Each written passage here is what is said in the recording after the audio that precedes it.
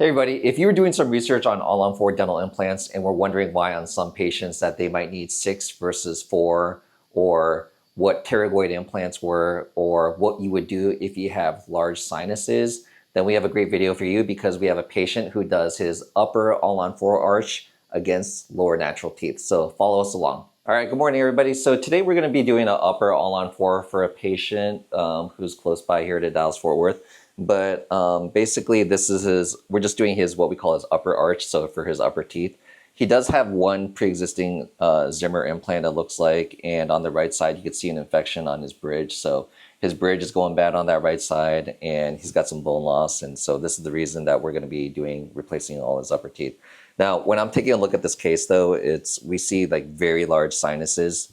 So as we talked about in many videos before, you want to make sure that you get your implants in relatively close to where your last tooth is going to be, because otherwise you're going to create too much stress, whether on your teeth or your implants, which will give you a lot of issues, not immediately, but maybe even years down the road. So a case like this, what we have him treatment planned for is we're going to do 6 implants. So on him, we're going to actually do some pterygoid implants. So an implant back here and an implant back here. Some other options that always exist is you could do sinus lifting, zygomatic implants, which we feel for a case like this would be too aggressive. But today we're just going to be going ahead with, again, an all-on-6 type of configuration, and the posterior implants for remote anchorage, it's going to be in his pterygoid. So also when we're evaluating a case like this, we're going to be looking at his 3D scan, and so you could see again that huge infection that he has, which is actually pretty close to his last tooth. Which is a premolar tooth number, his first premolar tooth number 5. So, and another thing that we notice on his 3D scan is that tooth where I'm going to be placing that implant, it's, again, if I place his last implant right here, we're going to have too big of a cantilever back here. So that's why we're going to be adding those back implants, so he can get a full set of teeth and make sure that when he's chewing that he's going to be able to chew his food efficiently with all those teeth possible. And one other last point, something that we need to take into consideration, we could see right here that he's got a very low smile line, right? So very low lip line, so he doesn't really reveal like the upper edge of his gums, his gingival margin.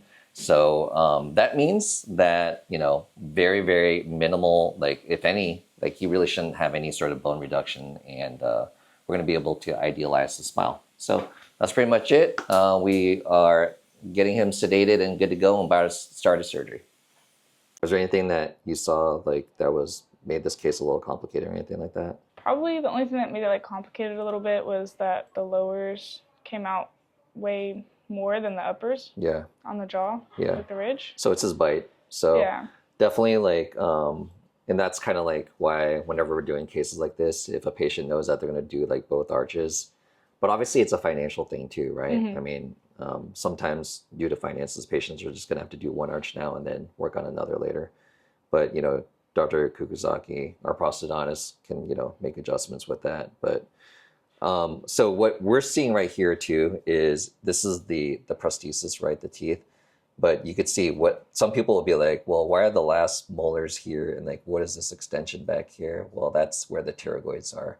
And the reason why we go for the pterygoids is because this whole area is like unsupported sinus. So if I placed an implant, it's, it wasn't going to be supported by anything. So, but yeah, that's the thing about like a case like this where, if you do pterygoids and you avoid sinus lifts and, you don't have to go through multiple procedures and you could save some money.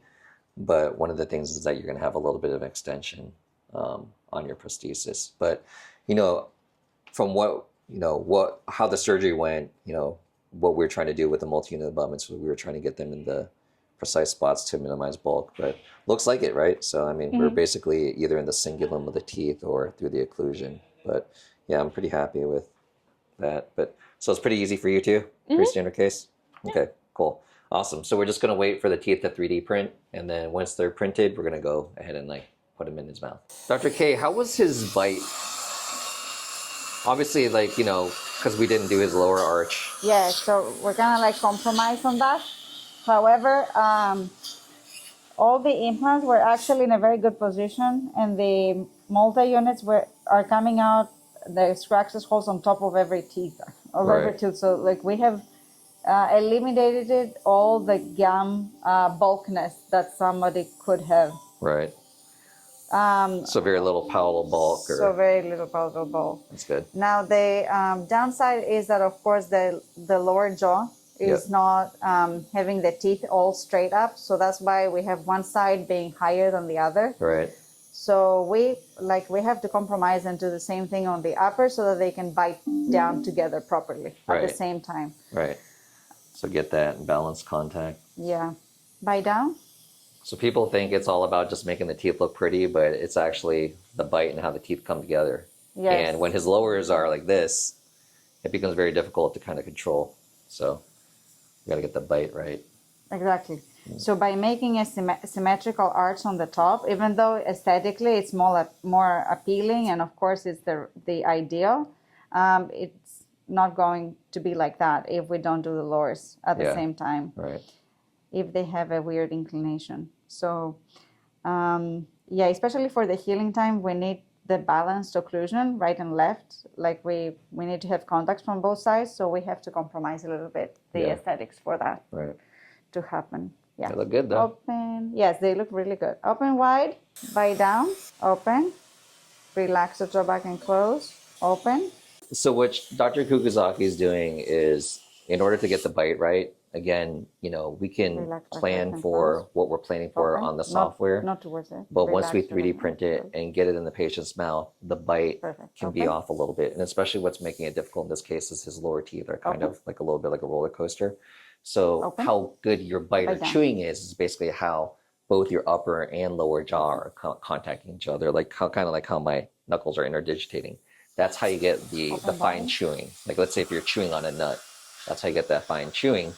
So what she's going through is a process versus just leveling the teeth down. She is going through a process of checking the bite and using marking paper to basically kind of indicate where the patient is hitting a little too hard or high, and she's doing as good of a job she can to get the bite right, but also maintaining the bite so that the patient can maintain good future grinding food chewing ability. So you don't want to do it all at once, so it's kind of like do it too aggressively all at once.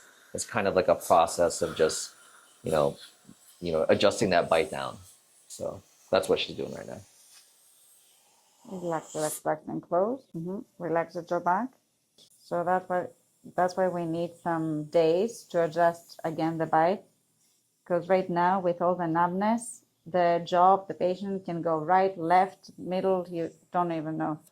Open. So we're basically gonna be taking care of the bite in the next week as well, just to make sure that everything is gonna be more controlled on how he bites. Because right now the muscles are kind of confused. Open wide. Very good. Okay, so what ends up happening when patients need a procedure like this is that either their teeth over decades has kind of like moved out of place, or they've been missing their teeth. And so the way that you actually bite is that your lower jaw, your mandible, is actually like a hinge, right? So it's like coming up and down.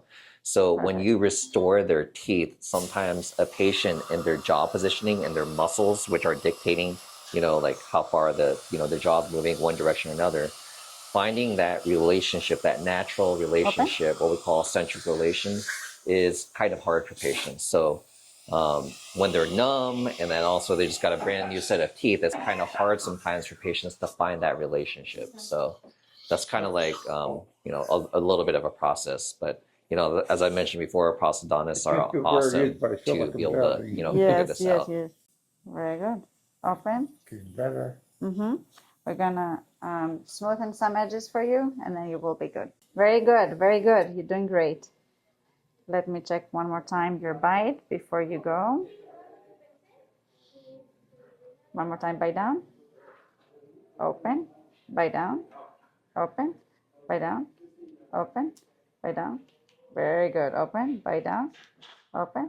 Right. Exactly. This is a nice view. Bite down for me. Perfect. Yes, you see. Open. Bite down. That's it. Smile big one more time. Very good. Okay, so we took this 3D scan right now. The patient is done. The teeth are delivered in his mouth, so we want to maintain a soft diet. But I wanted to show this 3D scan. So we did do 6 implants. So that's 1, 2, 3, 4, 5, 6. These further back ones are what we call the pterygoid implants. And so there's great dense bone in the back on the pterygoid plate, which is offering support for these implants. And as I mentioned earlier, so you could see on these temporaries kind of like why we needed these implants. So typically when we do all-on-4, we extend back to the first molar, so you could see where this last tooth is, right? But if we have this last implant, and you can see the access hole here, if we have this as a last implant to support this tooth back here, what's going to happen in the future is that this like whole area can break off, okay, because it's not supported. So, and the reason why it's not supported is because we can't place an implant in the sinus. Well, we could do a sinus lift. That's another option. But, you know, because his sinuses are so large and they drift forward, that's why these implants have to go where they had to go. And so we needed to have another support behind it. And that's why we decided to go with a pterygoid implant back here.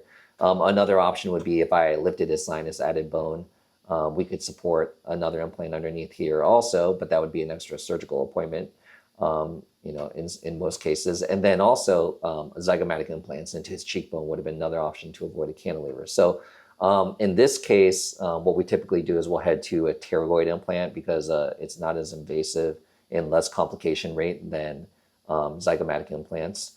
And so, yeah, this is exactly what it looked like. So I just wanted to show patients if we do go ahead with a 6 implant configuration with pterygoids, this is exactly what it would look like. But it's a great solution for patients because, again, they can avoid that excessive cantilever and therefore avoid too much stress on the implant with implant failure and, you know, prosthesis, the teeth breaking. So, yep, it was a successful case. So really happy with the result. The patient was happy, and now we'll just follow up with the patient in the future. I really hope you guys found this information helpful. There's a lot of nuance that comes when we're talking about dental implants to make sure that your teeth are going to last for a long time. So if you guys like this video, but you guys want a little bit more information, kind of going into details about what you guys need to look out for, then definitely check out this other video. Thanks.